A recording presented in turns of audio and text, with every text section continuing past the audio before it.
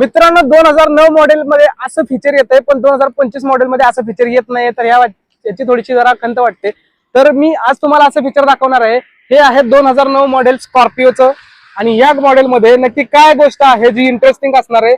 तर चला तुम्हाला डायरेक्ट सेकंड रो मध्ये घेऊन जातो. सेकंड रो मध्ये तुम्ही पाहू शकता की ह्यामध्ये आपल्याला सीट आहे त्या 60-40 सीट पाहायला भेटतात. हा जो 60% हिस्सा आहे आणि पलीकडे आहे तो 40% हिस्सा आहे.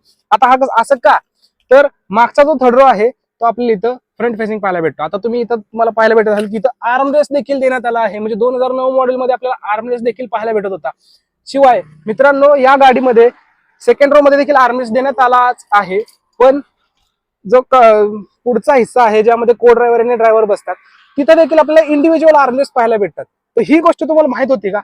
हे तुम्हाला फीचर कसं वाटलं? 2009 मॉडेल मध्ये देखील थर्ड रो मध्ये आपल्याला आर्मरेस्ट पाहायला भेटतोय. 2009 मॉडेल मध्ये देखील आपल्याला आर्मरेस्ट पाहायला भेटतोय.